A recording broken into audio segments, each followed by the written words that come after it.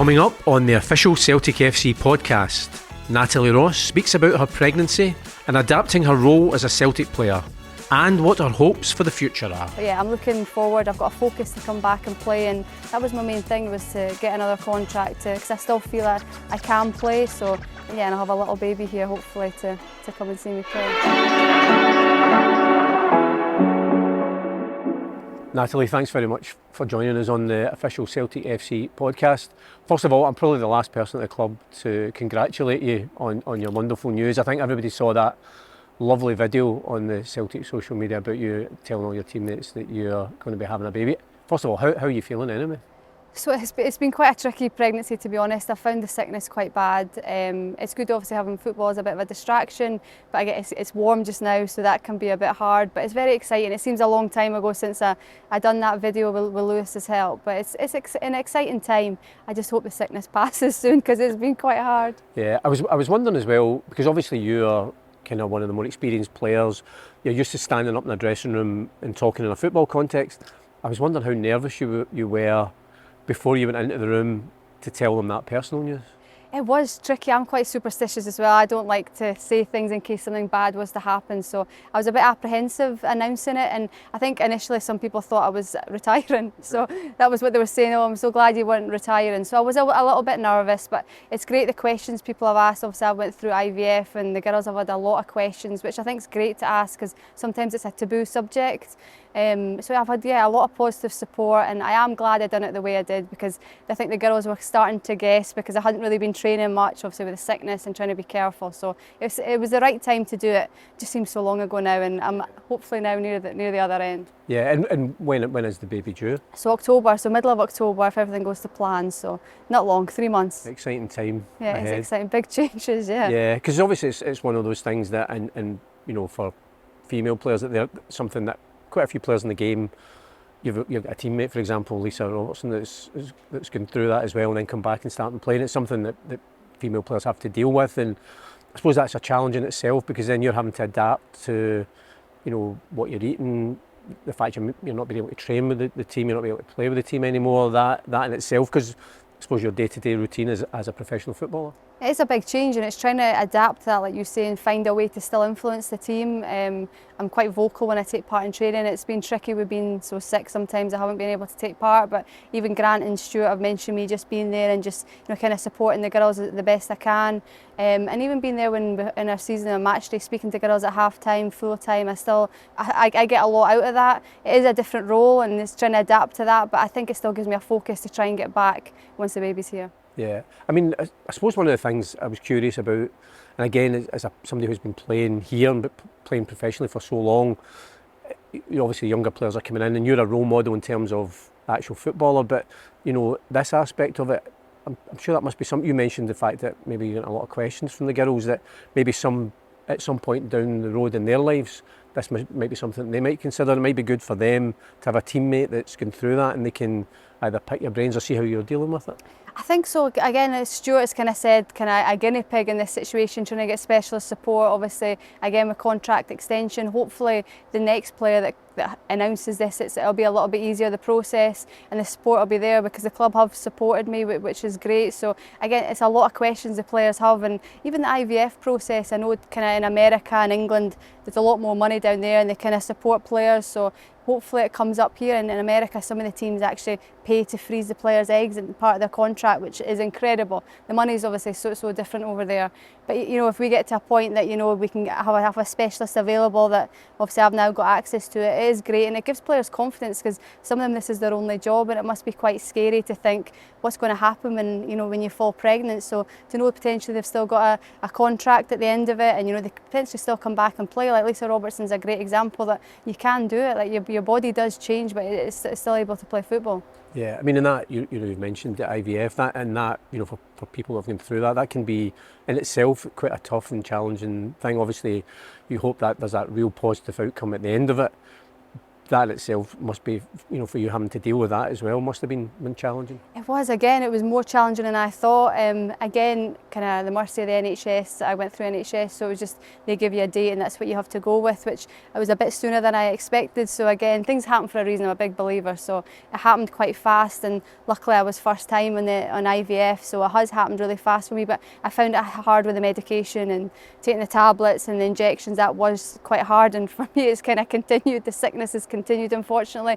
But again, being able to speak to players, because not many players and people probably speak about IVF because it is quite a taboo subject, so I'm happy to speak to players about it and give them information about it, and again give them the confidence to think, you know, they can do this while playing football. Yeah, I mentioned Lisa Robertson, obviously a teammate of yours.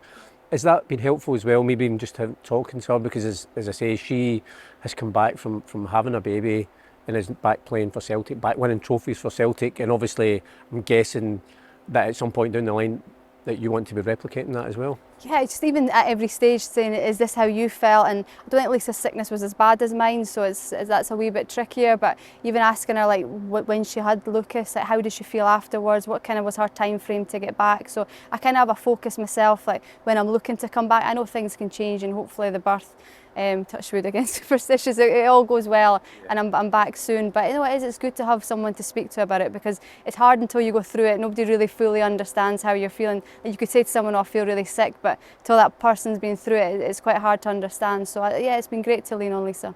And I suppose for every pregnancy, it's different. You know, from your experience, it'll be different from someone else's and someone else. You know, so you know what you're going through is unique to you, really, isn't it? And even just carrying the extra weight, you don't realise, you know, training's different, and yeah, I've maybe not done as much just with the way I'm feeling, but you know, carrying the weight is different, and your body adapts to that, and you know, your touch is different. And even speaking to Lisa, and we laugh about it because people don't get it, they just think you'll still be able to kick a ball like normal, but things change, your hips change, everything changes. So, but no, it's yeah, hopefully it's all going to be worth it. It's been a hard journey so far, I'm not going to lie, just with IVF and the medication, and the sickness hasn't really passed much for me. But yeah, I'm looking forward. I've got a focus to come back and play, and that was my main thing, was to get another contract, because I still feel I can play. So yeah, and I'll have a little baby here hopefully to come and see me play. Yeah, because it was announced, you know, just a few weeks ago, you know, the players that are going to be here. You're here for the next 2 years, and again, I suppose there's going to be so much else going on in your life. There's going to be such a big change. You know, any new parent will, I'm sure I'll have told you already that, you know, however you prepare, nothing prepares you for what's going to change in your life. But I suppose from a football point of view, knowing that you've got the next 2 years sorted here, that must be quite nice as well, that you can just put that to one side, and you know, at some point you can then focus on that again. Yeah, football's been such a big part of my life, and it would have been sad for it to stop and not being able to continue, and it definitely gives me a focus. And yeah, I moan just now because I feel sick, but my mum's the same, like it's going to get worse, the sleep's going to get worse when the baby's here, so make the most of the downtime just now. But I am glad, yeah, I'm staying here, I've got a focus. You try and keep yourself as fit as you can as well, and I think hopefully that'll help with the pregnancy. Do you think that helps as well? You know, as a professional footballer, you're already used to focusing on fitness, focusing on your diet. Obviously, you know, once you're pregnant, you have to, you know, watch what you're eating as well. And it's maybe not as big a change because, you know, you're used to doing that on a daily basis anyway as a footballer. The thing I found tricky again is the sickness and not being able to maybe eat as much as I would have liked. The kind of the early stages I was very, very sick, and the kind of sickness has really come back in the last few weeks. So I have found that challenging, but again, like you say, I'm used to trying eating healthily. So even if I maybe get cravings for some stuff that's not great, I do try and stick to healthy stuff. So that has helped. And obviously you want to try and keep the weight off as much as you can. You are naturally going to put on weight, but to make it easier on the other side, you know, you still need to try and keep yourself at a level that it's going to make it easier to come back. So yeah, it's definitely a focus. So have you had any strange cravings? So watermelon seems to be my thing, but my dogs love watermelon as well, so I have to share it. So a packet of watermelon doesn't last long in the house. So I'm celiac, so I can't really eat a lot of kind of stuff that's got wheat or anything in it. So watermelon seems to be a strange one, and fruit pasta lollipops. Right, yeah, okay. that seems to be, that takes the sickness away slightly. Right. But yeah, sometimes so you plenty of them then. I need plenty of them, a couple of them a day sometimes, which is not great, but yeah, it helps the sickness. Because the other thing I was going to ask, you know, like, for example, if I was interviewing you and you were just out injured, and I know footballers always, it's so frustrating when you're on the sidelines, when you want to be out there helping your teammates. This is a different circumstance of why you can't play at the moment. Is that still frustrating? You know, say for example towards the end of last season when you'd have been wanting to help the team either in the league or ultimately in help winning in the cup. Or in your head, as you mentioned, you're just having to say, right, what can I do to help them, because I can't be out there playing. It's excitement of leading up to a cup final as well. That I do find that hard. Even years ago, 3-4 years ago, when I had a really bad ankle injury, I find those moments hard because you do get excited and you want to be able to be on that pitch. That's where you, as a footballer, that's where you want to help. But again, it's having that mindset of how can I help the team, and again in training, can I support the team in a different way? And again, being on match days are always exciting. And again, I just need to have my focus that it'll be me soon, hopefully back in the match day squad, and I just need to take this time to maybe just adapt to a different role and just try and enjoy the process. I think that's the main thing for me, because I'm quite impatient and I still look at training and I think, God, I could be doing that, but I know my body maybe just can't do it just now, or the sickness won't allow it. So it's just being able to adapt to that role and being patient. I think that's my main thing I've learned during this process, which I'm not very good at. I suppose the other thing as well, that because you're in and about the squad and also in and about on match day, you touched on it, that especially I think with when you look at the makeup of our squad, there's quite a lot of younger players.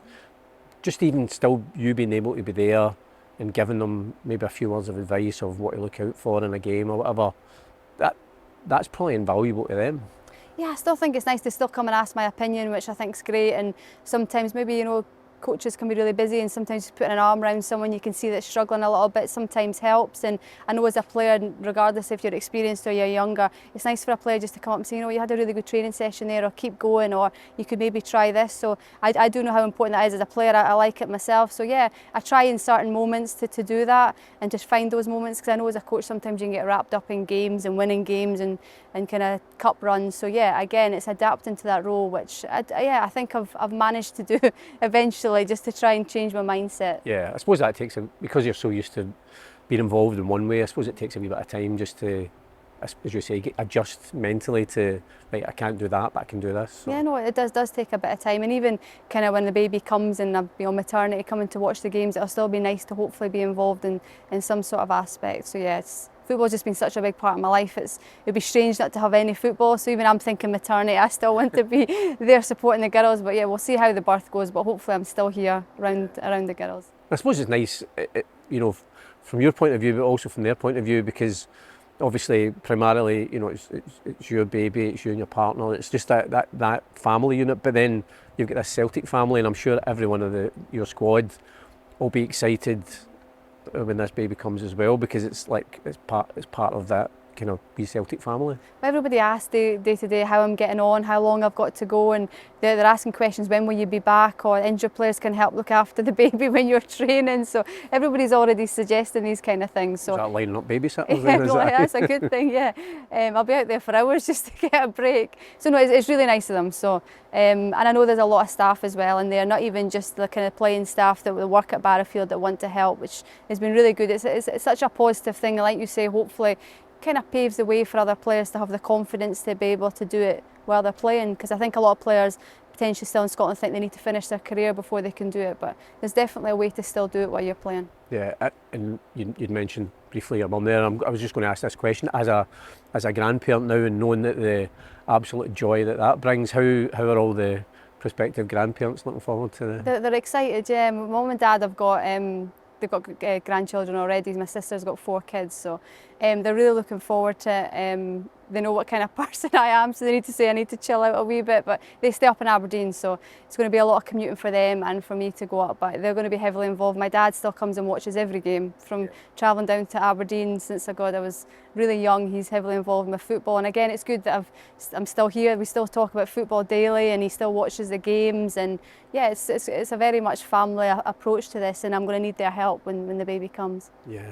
I mean, do you think, you've been here, almost about 10 years now? I mean, has that gone, does it feel like 10 years, or has it gone by in the blink of an eye? I can't believe it's 10 years, yeah. It's went very, very fast. I remember coming here, and Adrian Philby at the time he was like a director at Celtic. He's moved on, I think it's Aston Villa, but he was kind of head of women's football, and he had this vision of us being full-time and winning the league, winning cups, and at the time we were very much amateur, training late at nights, kind of adapting with the boys' academy, training up at Lennoxtown, and just believing in that vision. It's crazy to think now it's what's happened now at the club and in women's football. football in Scotland. It's crazy, and if he didn't have that belief, you just think, would we be here where we are now? And he's left the club now and probably didn't get enough credit, but I've definitely seen the club change in a positive way. You always still want more change, but definitely where we are now, got our own facility at Barrowfield, it's very exciting for the women's team. Yeah, I mean, we're obviously in this dome at Barrowfield, which is pretty high catching in terms of the East End of Glasgow, but as you say, the fact that this is now the base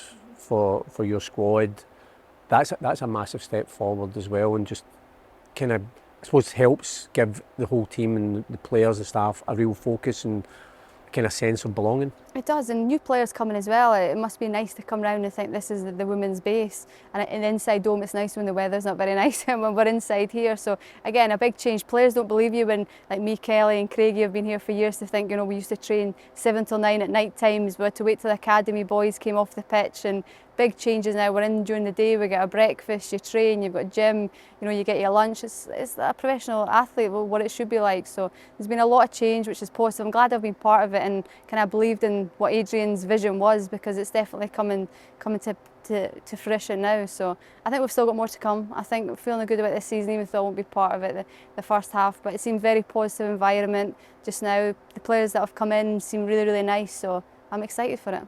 And I suppose we've got a new home as well. We're going to be out in Kirkintilloch this season. That in itself, it's I suppose a fresh start as well. New environment, new pitch, somewhere else for the fans to come and watch the team, which will be exciting as well.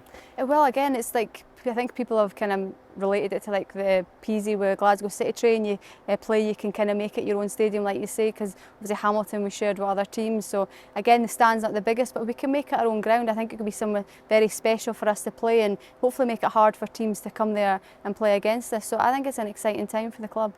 I mean, do you think as well, obviously at the end of the season, and I think, Grant and then quite a few of the players would have been frustrating in terms of the league and the post-split, but to finish off winning a trophy, it sends everybody off in a real positive manner as well. But then coming back, it's a really good base to start afresh and say, right, we won a trophy, we know how good that is, right, let's go and win more trophies this season. I think it's definitely helped. You can tell the mood already is good, and we still talk about that cup final win. Yeah, the league campaign wasn't great. I mean, we know we let ourselves down in some of the games, but we know we've got so much more to give. And again, you've seen that in the cup final. We were the underdogs and we managed to grind out a result that we deserved. So definitely gives us a base for this season. I definitely think you'll see a little bit of a different team, a bit more fight and aggression this year. And I think we will be the underdogs again. A lot of people probably have written us off already, but I don't think that's a bad position to be in, because watching training so far, it's exciting.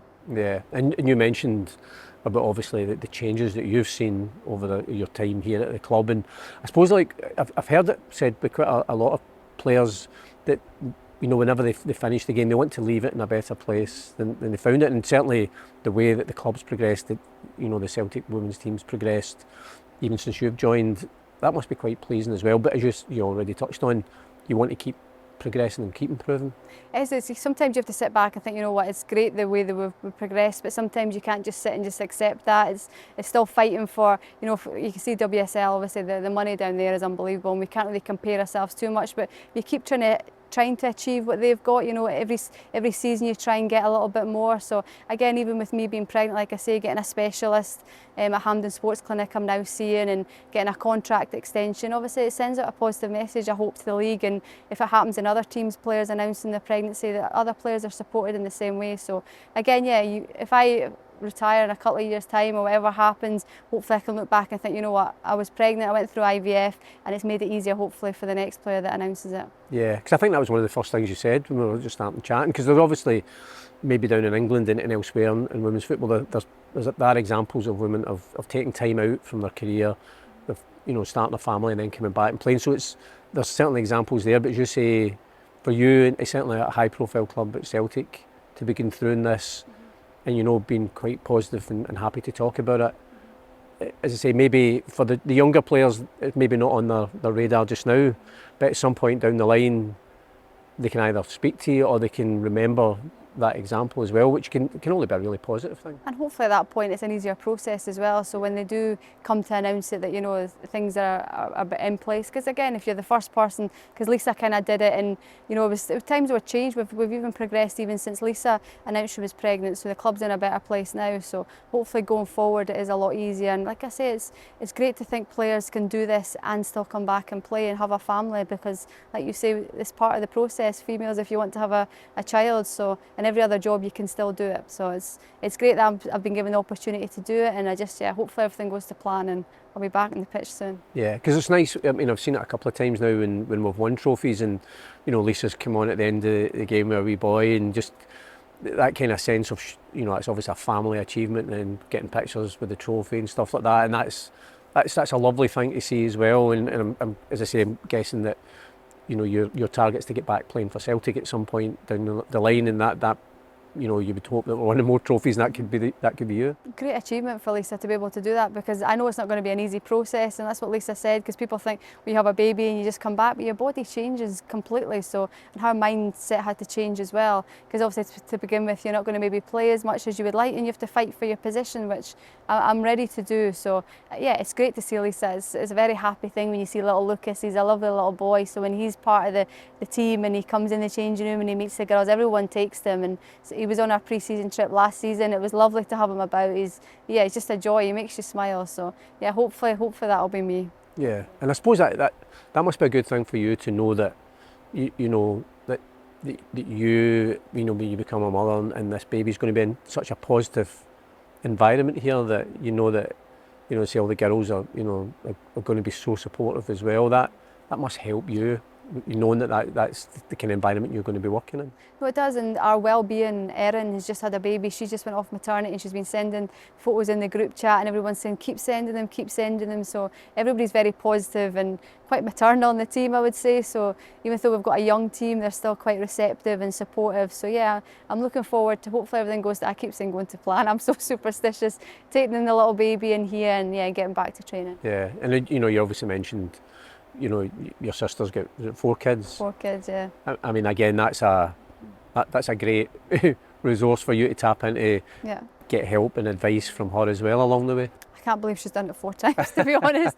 I think, how could I go through this again, because I found it so challenging. But yeah, it's great to speak to her, and the kids are quite close in age, from 8 to 1 year old, so they were quite close. So I don't know how she managed to do it, but my hats go off to her. But she's got some baby stuff for me. I don't know what I'm having yet, so she's got some baby stuff there for me, which will help when the baby comes. But yeah, they're all really supportive, and that's what she says. I can't believe you're still thinking about coming back playing, like her body was destroyed. So, but again, it gives me a focus, and that's what I love to do, is play football. I couldn't imagine not playing football until my body tells me no more. I want to keep going. Yeah, and that must be nice, you know, obviously, with the kids in the family, let another wee baby to look forward to coming as well. Oh yeah, they've already said to me we're going on holidays, we're doing this and that, so we'll wait and see what happens. And yeah, Joshua, the oldest one, he's 8, so he's getting a bit more mature now and doesn't really want to speak to his auntie as much. So but the couple of the girls, they're very excited. Yeah. And they've been on the pitch sharing previous trophy lifts for you as well. They came in the league, they were there, and then Champions League, little Joshua walked out with me. So they're very much part of it, and they watch me on the TV all the time on BBC Albo when the games are on, and my sister sends me videos of them cheering if I score or a tackle. So they're very much involved, and I think they're trying to get their head around me playing football with a baby as well. It's a bit confusing for them, but we're all very excited, and yeah, I think it'll be an amazing achievement once I step back on that pitch and been through all what I've been through, and hopefully it just all goes to plan. Yeah, well listen, it's a joy talking to you. A baby's always a blessing, and I'm going to keep my fingers crossed that the sickness goes away over the next few months for you. So. I mean, it's going to be an exciting time as well, but and we wish you every good wish when the baby comes. But thanks very much for talking to us. Thank you very much, I appreciate that. Thank you.